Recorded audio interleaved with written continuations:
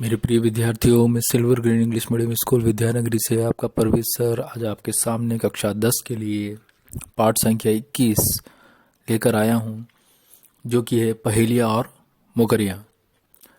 तो चलिए शुरू करते हैं। लेखक हैं इसके अमीर खुसरो। अमीर खुसरो एक ज़माने के बहुत ही अच्छे कवि रहे हैं। इनका जन्म सन 1253 ईस्वी, निधन सन 1325 ईस्वी।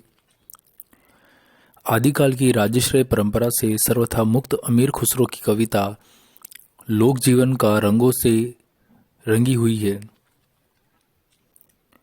उनकी हल्की फुल्की रचनाओं में ज्ञान के साथ साथ मनोविनोद की सुंदर सामग्री प्रस्तुत की गई है।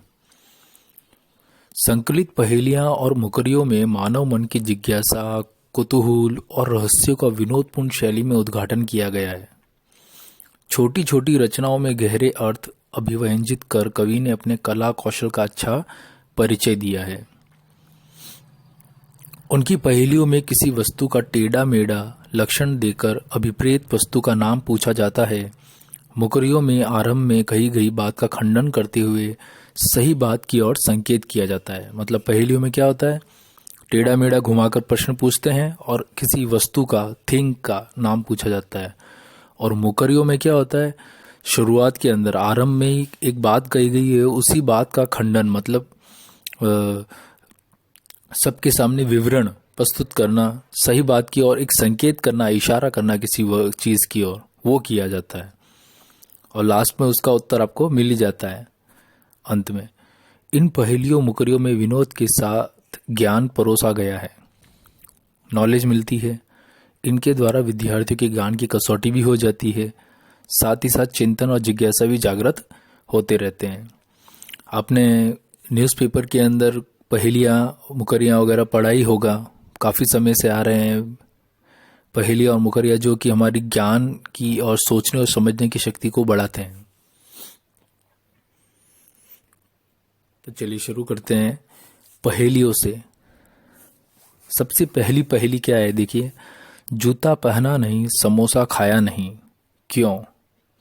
अब देखिए इसका अर्थ क्या जाता है कि जूता नहीं पहना और समोसा नहीं खाया क्योंकि जूते में तल्ला नहीं था, मतलब नीचे की पट्टी नहीं थी, तल्ला नहीं था।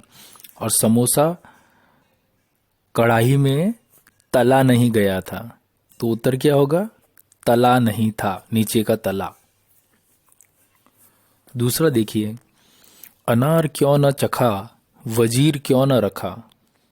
तो इसमें देखिए अनार नहीं चखा और वजीर, वजीर का अर्थ होता है मंत्री, का चुनाव नहीं किया क्योंकि अनार में दाने नहीं थे और उम्मीदवारों में कोई दानेदार, दानेदार का मतलब होता है बुद्धिमान आदमी नहीं था, तो जिसे वजीर के रूप में चुना जाए। तो उत्तर क्या होगा, दाना न था। तीसरा देखिए, रोटी जली क्यों, घोड़ा अड़ा क्यों, पान सड़ा क्यों। तो इसका अर्थ देखिए, रोटी क्यों जल गई, इसलिए कि तवे पर उसे उल्टा नहीं किया गया।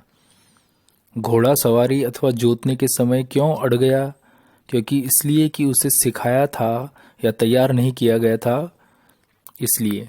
और पान क्यों सड़ गया, इसलिए कि पान की पत्तियों को उलट पुलट कर उसके सड़े हिस्से को काट कर निकाला नहीं गया था। तो क्या होगा, इसका उत्तर एक ही होगा, फेराना था। चौथा देखिए, पहेलियों में एक नारी के दो बालक दोनों एक ही रंग, एक फिरे एक ठाढ़ा रहे फिर भी दोनों संग। एक औरत के दो बच्चे हैं, इन दोनों बच्चों का एक जैसा रंग है, एक जैसा आकार है, लेकिन उनमें से एक चलता घूमता रहता है और दूसरा अपनी जगह पर स्थिर रहता है। इसके बावजूद दोनों साथ साथ ही रहते हैं।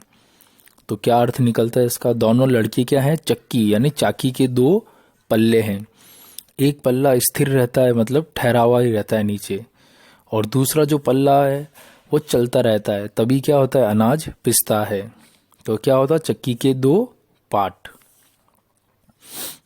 फिर देखिए मुकरियों में, जब मांगू तब जल भरी लावे, मेरे मन की तपन बुझावे, मन का भारी तन का छोटा, ए सखी साजन ना सखी लोटा।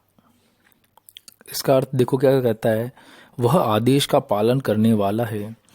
जब भी मैं पानी मांगता हूँ तब वह पानी लेकर हाजिर हो जाता है। वह मेरी प्यास बुझा देता है। उसका तन यानी आकार बहुत छोटा है पर उसमें पानी काफ़ी आता है। एक सखी प्रश्न पूछने वाली सखी से कहती है कि सखी क्या ये साजन है? जवाब में वह कहती है कि नहीं, साजन नहीं सखी, वह लोटा है। तो उत्तर क्या आया अंत में? लोटा।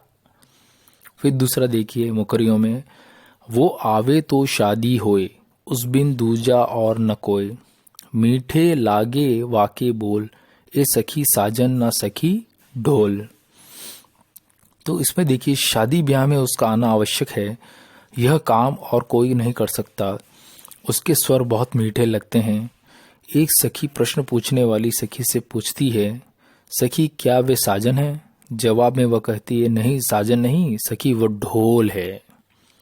तो उत्तर क्या आया? ढोल अंत में। और अंतिम मुकरिया देखिए, अति सुरंग है रंग सुरंगीले, है गुणवंत बहुत चटकीला, राम भजन बिन कभी न सोता, ए सखी साजन ना सखी तोता।